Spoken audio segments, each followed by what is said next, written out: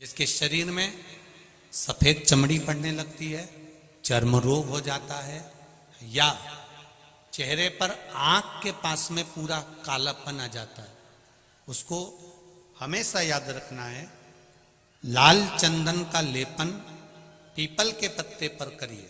काय पर करना है? पीपल के पत्ते पर लाल चंदन का लेपन करिए। लेपन कर कर सोमवार की अष्टमी के दिन उसको लेपन कर कर वापिस निकाल कर शंकर भगवान पर उसका धीरे धीरे त्रिपुंड बनाकर लेपन करना प्रारंभ करिए। जब आप त्रिपुंड बनाकर लेपन करना प्रारंभ करें, उसके बाद उस चंदन को जो सोमवार की अष्टमी है तब निकाल कर लिया है और निकाल कर लाकर उसको डब्बी में रख लें। उस चंदन का प्रयोग चर्म रोग के स्थान पर थोड़ी थोड़ी मात्रा में करना प्रारंभ करें, पानी के साथ मिलाकर।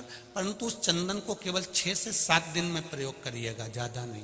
धीरे धीरे चमड़ी, परंतु उसको सोमवार की अष्टमी के दिन सिद्ध कर कर बनाना है। उसको सोमवार की अष्टमी के दिन चढ़ाना है श्री शिवाय नमस्तुभ्यम या ओम नमः शिवाय या पंचाक्षर मंत्र या महामृत्युंजय मंत्र, जो आपको आता हो, शिव जी का जो नाम आपको याद हो उसको बोलकर चढ़ा दो।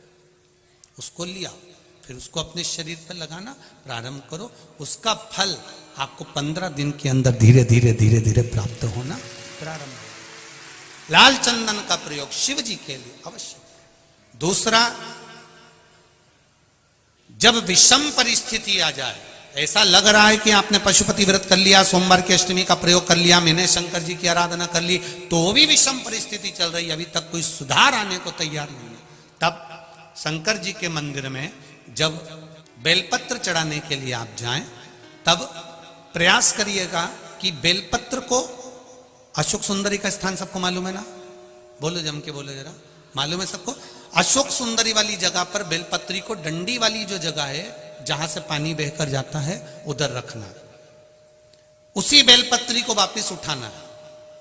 शिव जी के शिवलिंग पर जब बेलपत्री रखो तो डंडी का भाग, आप यहां बैठे हो तो डंडी का भाग पीछे की ओर होना चाहिए। शिवलिंग जैसे ये है तो डंडी का भाग पीछे की ओर, उसको रखकर 7 लोटा जल भगवान शंकर पर समर्पित कर दीजिए। अपने भाव को रखते हो। अगर विषम परिस्थिति चल रही है, आपने पशुपति व्रत कर लिया, सोमवार के अष्टमी का कर लिया, उसके बाद भी कार्य नहीं हो रहा, अटक रहा है, किसी कारणवश कोई फाइल मोटी है, थोड़ा समय लग रहा है, तो 7 लोटा जल का प्रयोग करें।